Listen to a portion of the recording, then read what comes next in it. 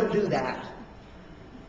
But he was literally lovesick with his half-sister Tamar. And so he concocted this plan. And the plan kind of went like this. By the way, this is going to sound like I'm making this up. This all really happened. He concocted this plan, and his plan said, okay, I'm gonna pretend like I'm really, really sick, and the only thing that can make me feel better is if my beloved half-sister Tamar can make me one of her special meals.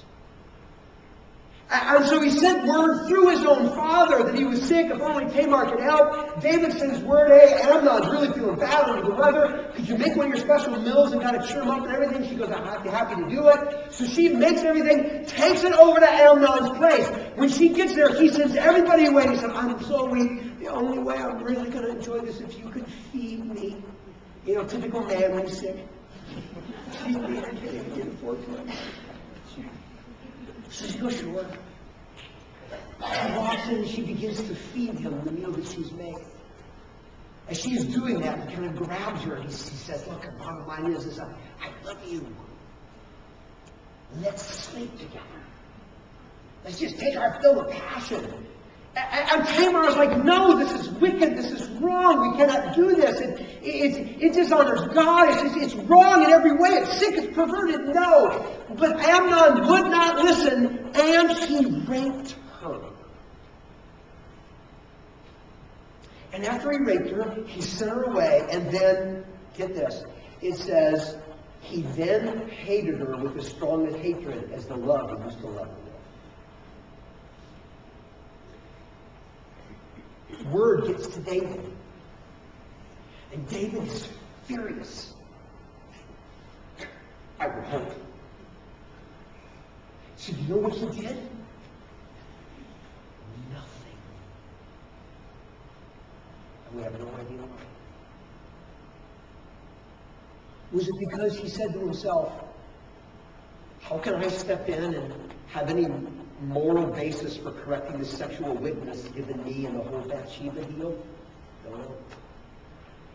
Could it be that he said, if I step in and I do something about this, this is my son who's next in line to the throne, and if I kind of undermine him and punish him, or whatever the case may be, he won't be able to effectively lead. We have no idea. But for some reason, David was angry but did nothing.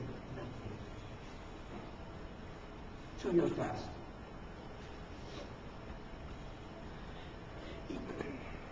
David had another son. His name was Absalom. Absalom heard the same story. He too was furious, and he watched his brother do nothing. But Absalom was shrewd, and he was patient, and he knew how to take time to do things right. And so 2 years later, he calls this big party for all of his relatives, and they all gather together, and they're feasting and drinking, and he gives them just enough wine so that their senses are just a little bit dulled. And when that happens, he calls for his men to come in, and in front of everybody, they murder Amnon. Vengeance, finally, for his sister. And all the rest of the family flees because they think maybe Absalom is going to kill them all, and they all run, and then Absalom and his men hightail it out of the country. Vengeance served, Amnon dead. David hears about it. And now he's like, oh man, he's angry, can't believe this. Oldest son Amnon is now dead. His daughter dishonest. His son Absalom, a murderer, flee the country. And David did nothing. Another couple of years passed. And an odd thing, David begins to miss Absalom, and Absalom begins to miss his father. And David sort of sends word that says you can have free passage back. And Absalom comes to meet his father. But as he comes back into the land, David never sets up the meeting. Absalom doesn't know what's going on, so he goes to Joab, and another one of David's men. He said, what's the deal? Joab goes, I have no idea what the deal is, dude. You're just going to have to wait. Absalom can't wait, so he sets Joab's field on fire. He says, now do I have your attention?